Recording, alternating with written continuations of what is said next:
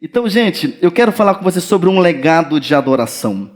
É interessante que qualquer atitude que venha agradar a Deus é um ato de adoração. Adorar é tão natural quanto a gente comer, quanto a gente dormir, quanto a gente fazer qualquer necessidade fisiológica.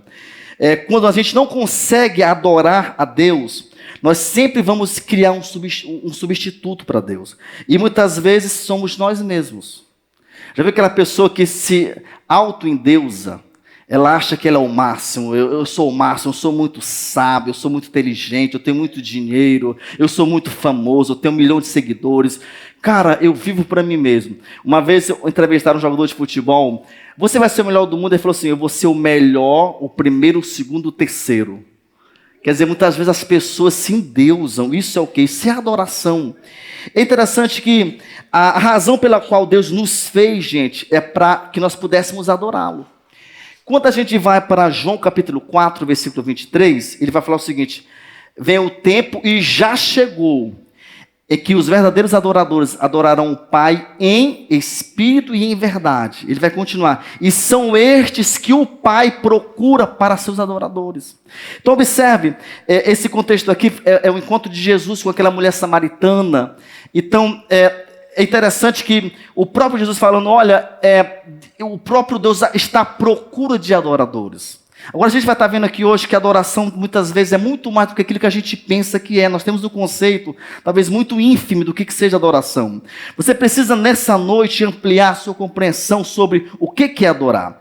Talvez a gente imagina, por exemplo, a adoração, como a gente teve há pouco tempo agora aqui, cânticos sendo cantados, música, instrumentos sendo tocados. Talvez a gente pense que a adoração tem a ver somente com a oração. Talvez a gente pense que a adoração tem muito a ver somente com a pregação da palavra, como agora, por exemplo. Mas a gente tem que entender, alguns acham que a adoração é somente aquele ambiente que tem muitas curas e milagres. Ou então ambientes que a gente tem experiências arrebatadoras, onde pessoas são arrebatadas, eles contemplam o céu, têm visões celestiais. Isso inclui adoração, mas só isso não é adoração. Adoração é um pouco mais do que isso. Então, é interessante que adorar, gente, veja no telão comigo, adorar é um estilo de vida. Diga para quem está do seu lado, diga assim, adorar é um estilo de vida. E o que é estilo de vida, gente? É maneira de ser. Todo dia quando você acorda, você fala bom dia, você sorri, todo dia você vai para o trabalho, todo dia você enfrenta trânsito, sim ou não, gente? Isso é nosso estilo, nossa maneira de viver nessa cidade.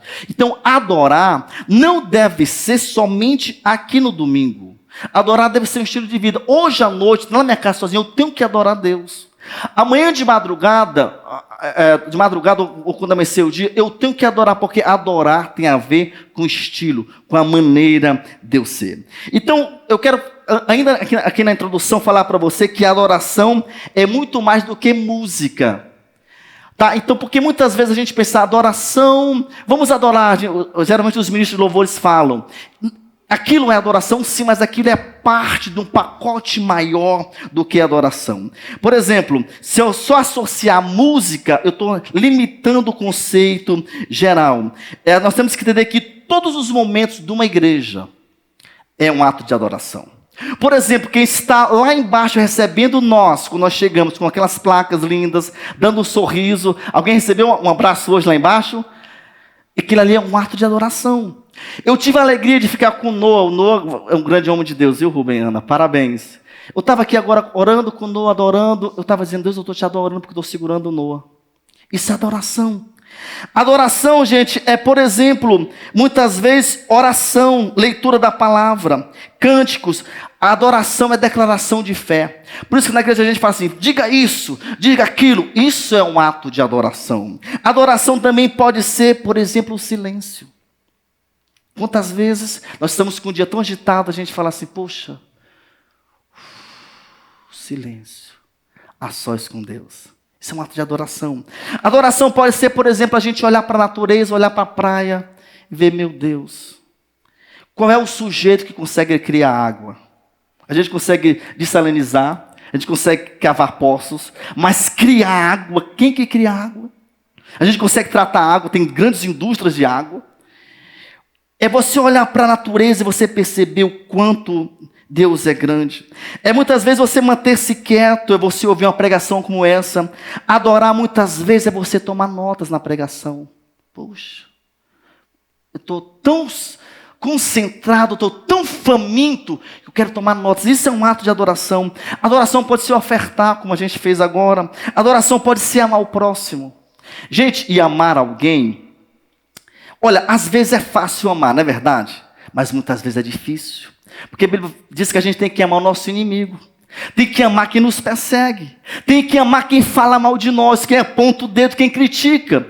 Quando eu faço isso, é exatamente um ato de adoração. Então, na verdade, gente, a adoração, ela é anterior à música. Por exemplo, Adão adorou no Éden. Agora, quando a gente vai para os textos bíblicos, antes de Gênesis capítulo 4, versículo 21, não tem nada sobre música.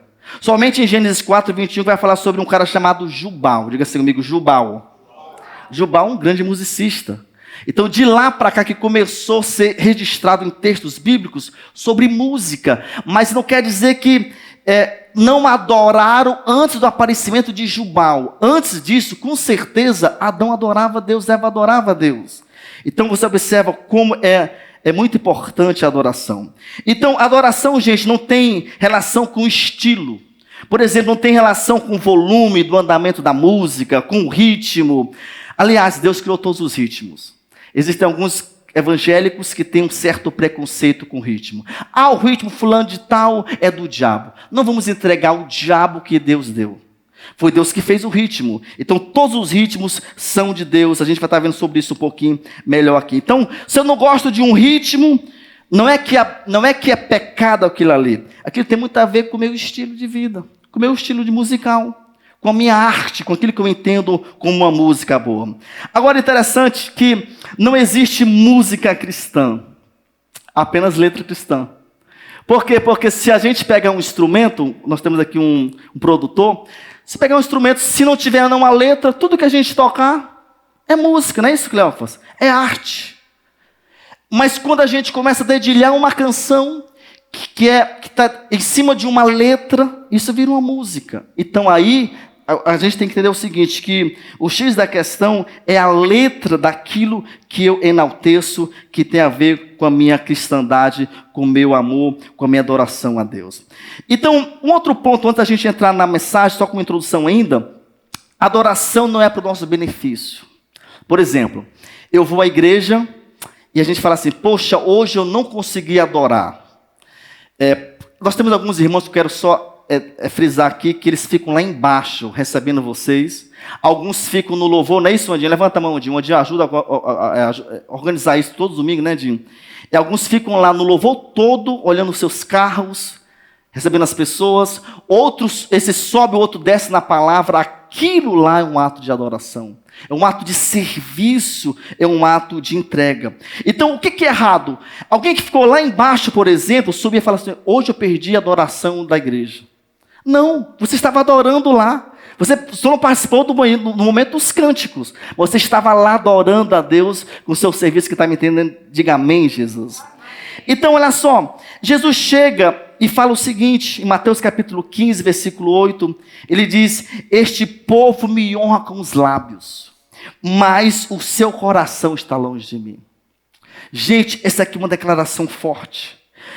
Talvez Jesus estava olhando tantas multidões, cantando talvez bravamente, músicas fortes, mas ele olhava e falava o seguinte, olha, eles gritam, eles talvez choram, eles pulam, eles fazem o que for para exteriorizar a adoração, mas essa gente, o coração delas, os sentimentos dela, as emoções delas, a alma delas está longe de mim. Diga assim comigo, o meu coração está perto de Jesus. Diga assim, Espírito Santo, eu te amo e eu te adoro nessa noite. Isso é uma declaração de fé. Mas vamos para a perícope de hoje, o texto que vamos estar lendo hoje. Vamos estar lendo, abra sua Bíblia comigo, por favor, não vai estar no telão.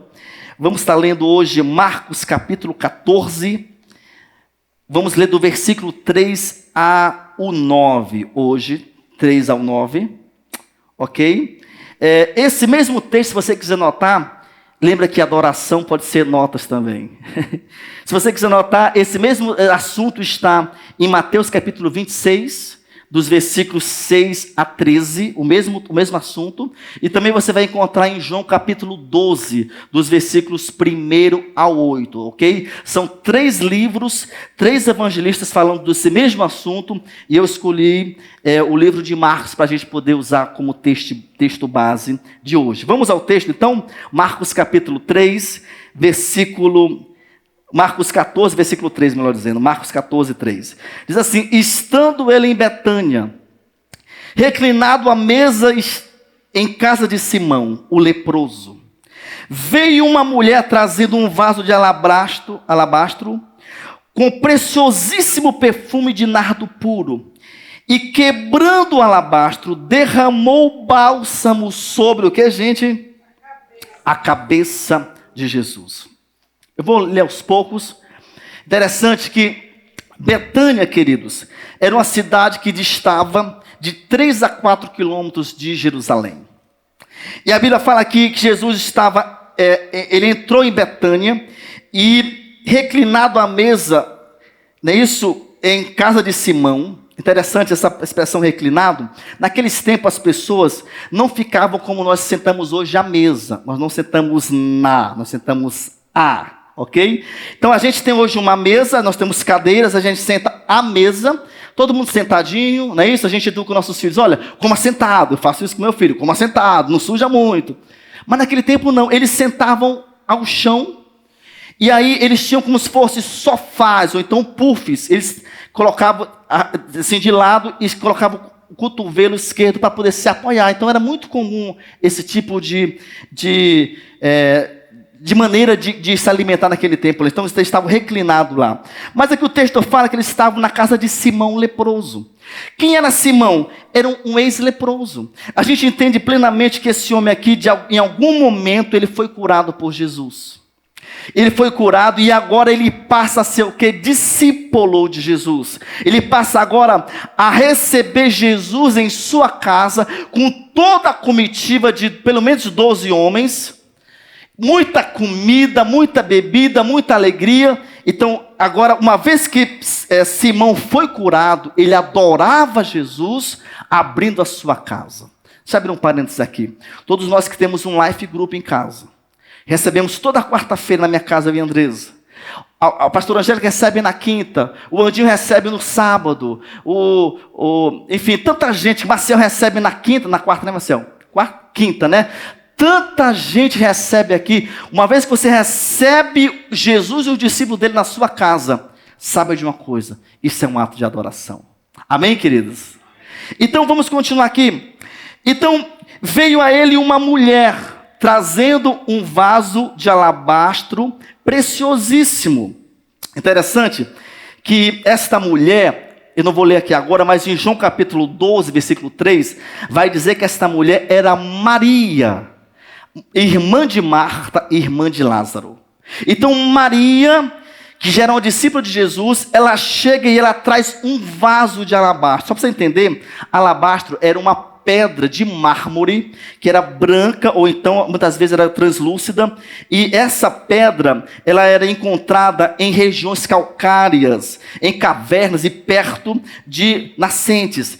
E dentro dessa pedra de mármore, a Bíblia fala que tinha um nardo puro. Diga assim comigo: nardo puro. Esse nardo puro, gente, é um perfume raro, feito de raízes secas, de uma planta que crescia no Himalaia. Entenda comigo, esse produto era preciosíssimo, esse produto era exportado de fora.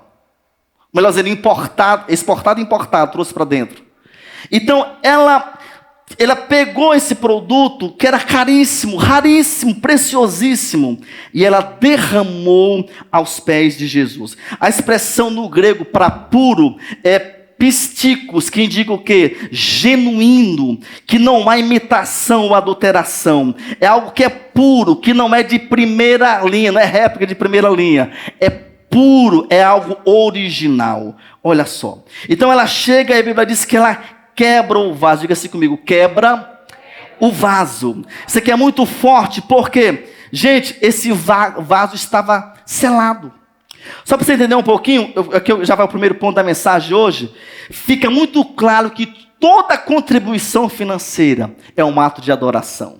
Diga assim comigo, toda contribuição financeira é um ato de adoração. Só para você entender um pouquinho, toda menina judia, quando passava da fase de menina para mulher, era comum ela começar a cultura judaica a guardar esse nardo. Para que o ódio se guardava esse nardo? Para sua noite de núpcias. Era o sonho da menina judia. Um dia casar-se, um dia estar sacramentando a sua união com seu marido, e ela usava esse nardo para poder se purificar, se embelezar, ficar preparada para o seu noivo. Essa mulher, ela pega aquilo que era precioso para ela, e agora ela quebra diante de Jesus. Isso é muito forte, isso é muito poderoso. Irmãos, de maneira muito clara, Maria, ela antecipadamente ela ungiu Jesus para o seu sepultamento. Se você observar, a regra quando ia ungir alguém para o sepultamento, obviamente depois de morto, sim ou não? Até hoje é assim. Essa é a regra. Ela fez isso contrário. Ela teve tanta revelação sobre a ressurreição de Cristo, que ela ungiu ele antes da própria morte.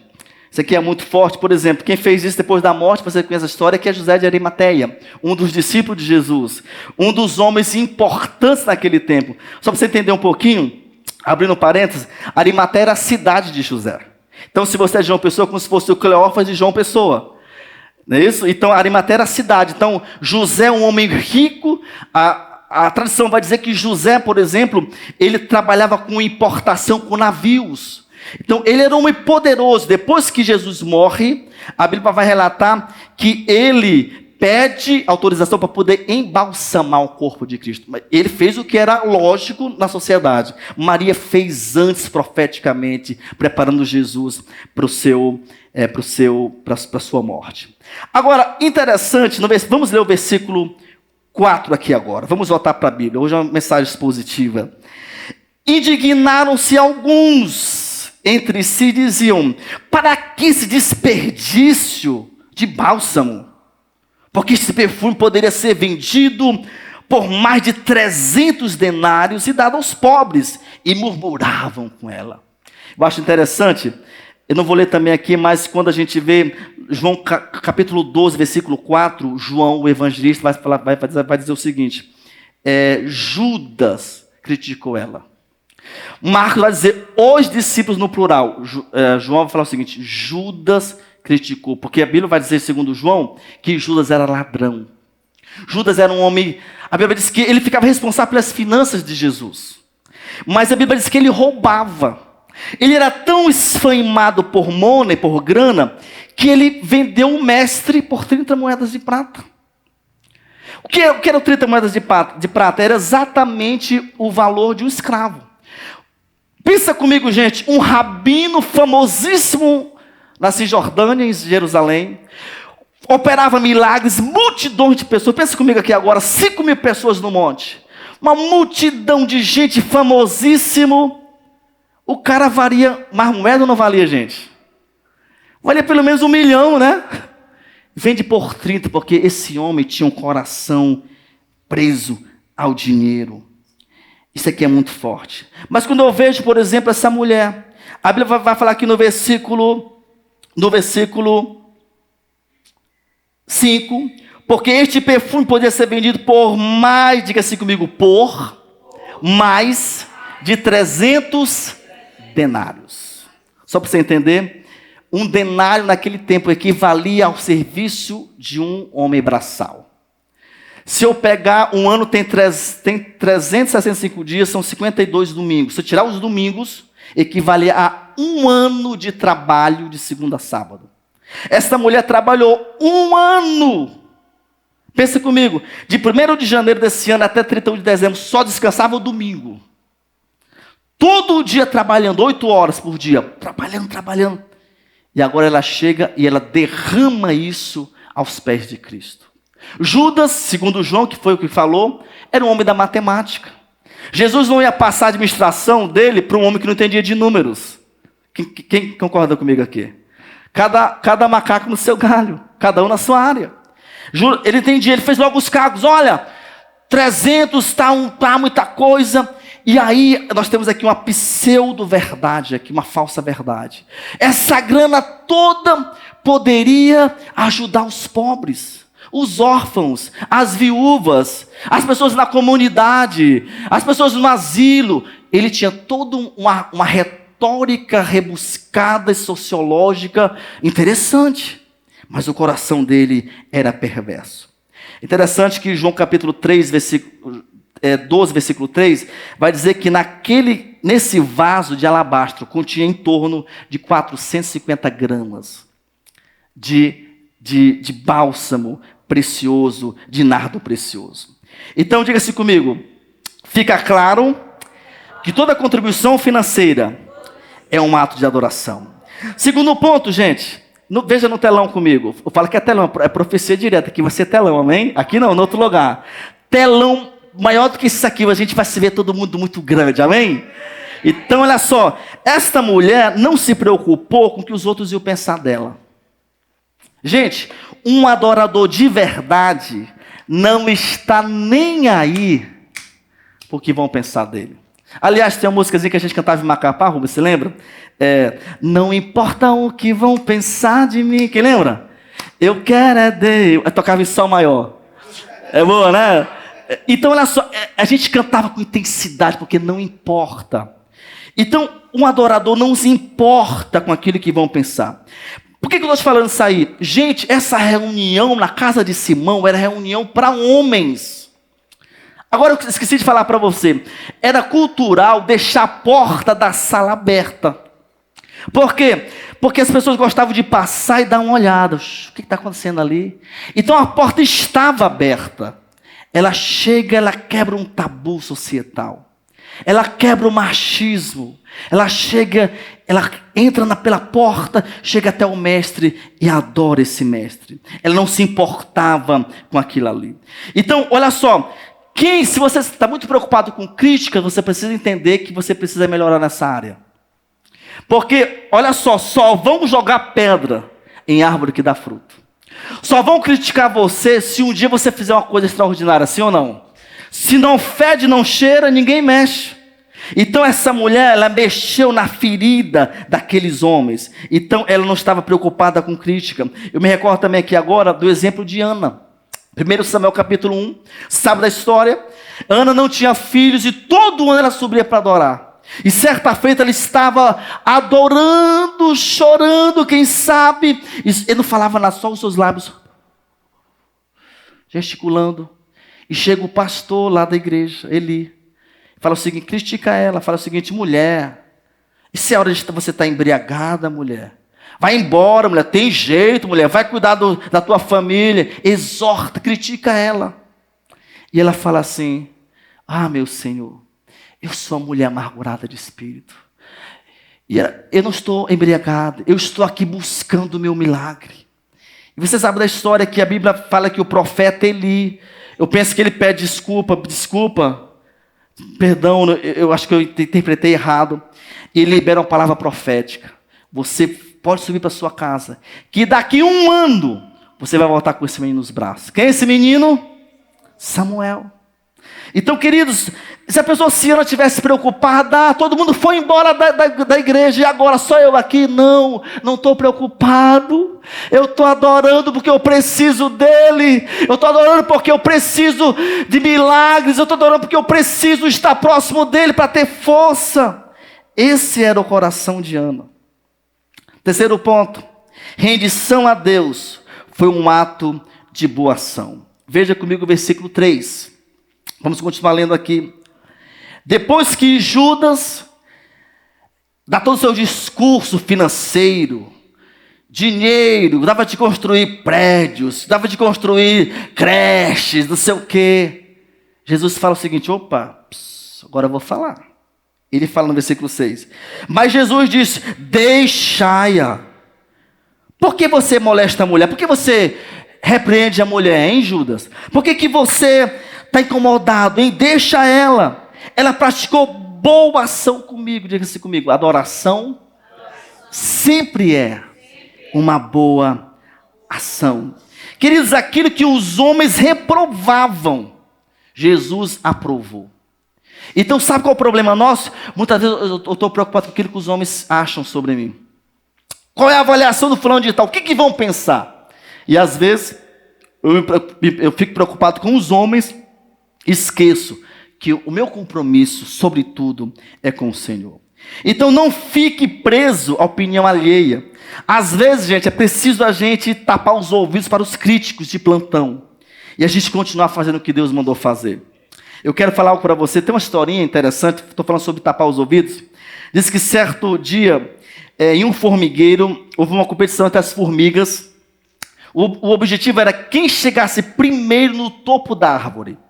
Então o percurso era repleto de obstáculos difíceis a serem enfrentados.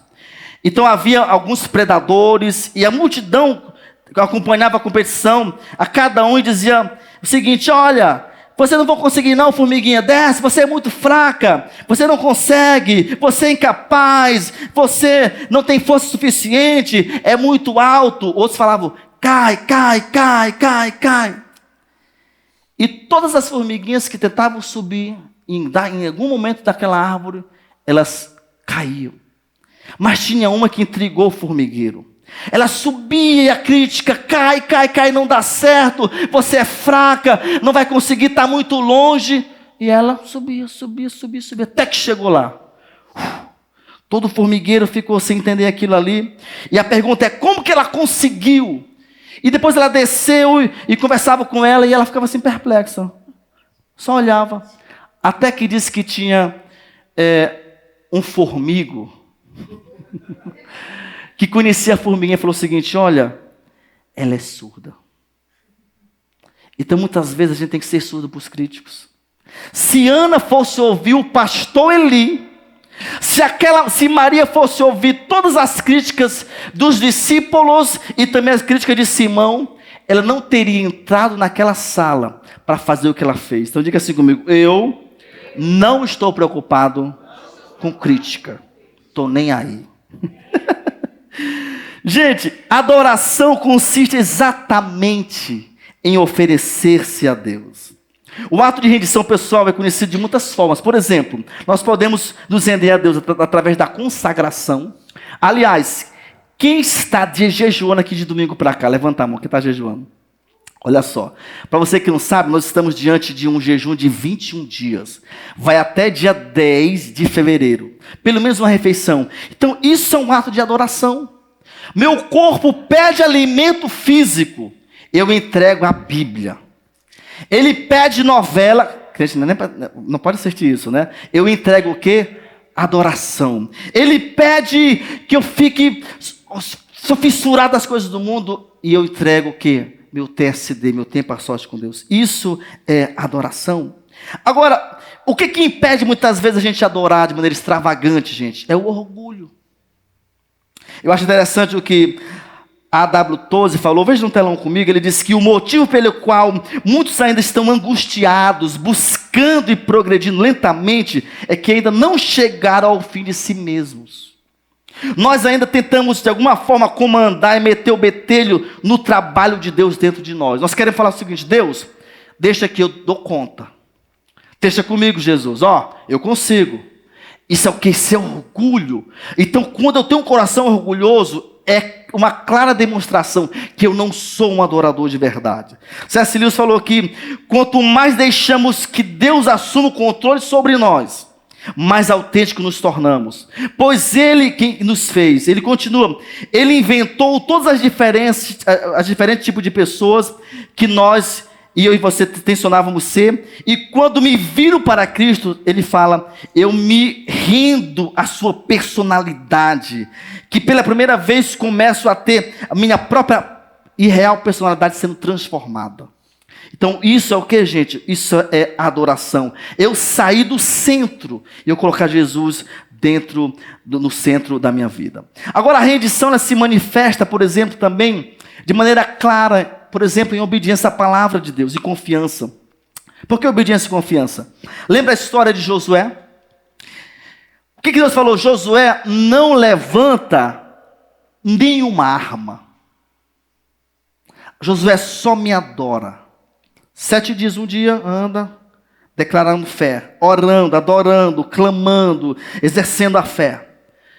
Outro dia, e a Bíblia diz que no 7º dia, as muralhas de Jericó caíram. Então a adoração me leva a esse nível de confiança diante de Deus. William Booth, que ele foi o fundador do Exército da Salvação, ele disse que, veja no telão, a grandeza do poder de um homem está na medida da sua entrega a Deus. Quer ser poderoso, quer ser o cara, quer ser a Mulher Maravilha, entrega a sua vida às mãos de Deus. Saia do centro, deixa de querer comandar. Deixa de querer ser o centro, deixa de querer ser o autor da sua vida, deixa Jesus ser. Então, meus irmãos, render-se a Deus, por incrível que pareça, é a melhor maneira de viver. Nada funciona mais do que você ter um coração rendido diante de Deus. Todas as vezes que a gente, por exemplo, fica frustrado, decepcionado e autodestruído, é uma clara demonstração que eu preciso ter um coração de adoração. 4º ponto, um adorador faz o que pode ser feito por Cristo. A pergunta próxima pergunta, leia essa pergunta aí. Não vou perguntar qual seria a sua resposta para você mesmo. O que você tem feito pelo reino de Deus? Um adorador de verdade não fica numa igreja só esquentando o banco. Não fica. Um adorador de verdade, ele ganha almas. Ele ajuda pessoas. Ele abre a sua casa para receber um life group. É fácil abrir casa, gente? Quem tem life aqui é fácil? É difícil. Lá em casa a nossa diarista arruma na quarta nós temos live. Depois eu tenho que arrumar tudo de novo com minha esposa. Não é fácil, mas um adorador de verdade sabe que a minha casa é uma extensão da igreja. Isso é adoração. Olha, o que você tem feito? Um adorador de verdade, ele é disciplinado, ele se envolve no ministério, ele ajuda financeiramente. Para você entender, só o Islã investe nos Estados Unidos por ano, mandando o muçulmano para lá. Por ano, mais do que todo o investimento financeiro evangélico no mundo todo. Resumindo, o Islã manda para os Estados Unidos todo ano a grana que ultrapassa o investimento missionário de todas as organizações missionárias do mundo. O Islã investindo. O que eu tenho investido? Um adorador de verdade, ele dá o seu tempo para o reino. Eu quero agradecer aqui a alguns irmãos. Felipe está aqui, 2 horas da tarde. Não é isso? Cleófas, Michele, Diego. Nós temos aqui tantas pessoas aqui. Débora, tantas pessoas que chegam aqui cedo, dando o seu tempo. Isso, gente, é adoração. Quando você chegar aqui, irmãos, sol quente, cansado, depois do almoço, meu Deus, não fiz nem digestão, entenda, isso é adoração. Muitas vezes os homens não vê, mas Jesus vê. Aplauda Jesus pela vida desses homens e mulheres de Deus. Adoração é você dar os seus dons e talentos para o reino de Deus. Watson, eu sou expert em contar história para criança. Graças a Deus, a Papai Kids. Watson, eu sou super articulado. Watson, eu tenho contato com o governo, eu posso conseguir um terreno para a igreja, para a gente poder fazer uma ONG. Glória a Deus, você vai dar o que você tem. Isso é um coração de adoração, gente. Essa mulher fez isso. Um verdadeiro adorador tem os seus olhos na eternidade. Quando eu entendo que esse mundo é passageiro, todo o meu foco é no eterno. Amém, queridos? Eu quero só contar para vocês uma história aqui. A gente estava em Macapá, nós pastoreávamos em Macapá. muitos anos atrás, o pastor Paulo Jeff, nosso presidente internacional, naquele domingo, na sede, ele pregou, e eu lembro que ele pegou um cordão com muitos metros, né? Você lembra, pastora Angélica? Minha mãe era pastora da igreja naquele tempo, titular, e ele pegou esse cordão e passou para os irmãos da igreja. Todo mundo pegava e jogava para o outro lado, e a igreja era grande, tem muita gente, muitos cordões entrelaçados. E ele ficou com a ponta do cordão aqui, e ele pintou a ponta do cordão de branco. Não foi isso? Você lembra? Pintou. E qual era a reflexão dele? Gente, esse branco aqui, a ponta da corda, é a nossa estada nesse mundo. Tudo que não é branco é nossa eternidade. Um adorador não está preocupado com a partezinha branca do cordão. Um adorador está preocupado com o que é eterno. Por isso que eu abro a minha casa para um live. Por isso que eu entrego a minha vida. Por isso que eu não sou empresário hoje. Alguns irmãos sabem, fui convidado, foi Andresa, para ser empresário. Pessoas chegaram, você quer 1 milhão para entrar comigo? 50% meu, 50% teu. Não quero, eu tenho um chamado para fazer o que é eterno. Isso é um coração de adoração. Para a gente finalizar, ponto 5, o tema é um legado de adoração. Tenho que terminar falando sobre o legado de Maria. Versículo 9, vou ler para vocês aqui agora. Estamos ainda em Marcos, a perícope de hoje é Marcos capítulo 14, de 3 a 9. Vou ler o versículo 9 agora. Em verdade vos digo, Jesus falando, onde for pregado o evangelho no mundo, olha só, será também contado o que ela fez para a sua memória. Meu Deus do céu. Meus irmãos, já foram pregados milhões de sermões contando a história de Maria. Milhões. Todo mundo que conta a história dela, ela falou o seguinte, Jesus falou o seguinte, é para não esquecer do que ela fez. É para memorizar, para trazer a memória, para lembrar de uma adoradora de verdade. Eu gosto de fazer pergunta. E a pergunta que eu quero fazer para você hoje é muito simples. Daqui a pouquinho eu faço ela. Mas, olha só. Todo mundo, com o tempo, gente, vai se render a algo ou a alguém. Se não for a Deus, a gente vai se render, muitas vezes, às opiniões alheias, à expectativa dos outros. A gente vai se render ao dinheiro. A gente vai se render ao rancor, à fama, à idolatria, ao orgulho próprio, ao ego exagerado. Você foi feito, meu irmão, para adorar a Deus. Agora, nós somos livres para escolher quem nós vamos entregar nossa adoração. Mas nós não somos livres das consequências dessas escolhas. Eu adoro quem eu quero. Mas qualquer decisão que eu tomar, vai ter um resultado disso. E essa escolha é inevitável. Gosto do que o Stanley Jones disse. Ele disse, veja no telão comigo, se você não se rende a Cristo, se rende ao caos. Ou eu adoro a Ele, ou então vou estar com a minha vida envolvida no caos. Mas a pergunta que eu quero fazer para você é essa. Jesus falou no versículo 9 que onde for pregado esse evangelho, vão lembrar dela. A pergunta é, o que vão falar de você daqui 50 anos? Depois, tá? Segura, obrigado. O que vão falar de você daqui 50 anos? Essa história aqui aconteceu há mais de 2000 anos atrás. Quem vai ser o Watson daqui 50 anos? Quem vai ser Cleófas? Quem vai ser Rafael? Quem vai ser Afonso? Quem vai ser Isadora? Quem vai ser Vitor daqui 50 anos? O que eu estou fazendo hoje para deixar um legado para a minha posteridade? Eu não posso sair daqui sem pensar sobre isso. Esta mulher, 2000 anos, a gente não sabe quando Jesus vai voltar. Pode voltar daqui 10 anos, daqui 20 anos, 30. Talvez a gente pode morrer, todo mundo, ele não voltou ainda. E quanto tiver gente nesse mundo que está sendo anunciada, vão falar de Maria irmã de Marta e Lázaro. Eu quero terminar fazendo outra pergunta. Essa pode jogar no telão, Vitor, essa é a última. O que você tem feito para deixar um legado espiritual positivo para os seus filhos e para os seus liderados? O que você tem feito? Maria deixou um legado excepcional, um legado de adoração genuína. Fique em pé agora, por favor. Quero orar com você. Entenda que adoração é muito mais do que música. Adoração é estilo de vida. E eu posso adorar a Deus de múltiplas facetas. Eu quero que você, agora comigo, ore e você peça: Deus, me dê um coração de adorador.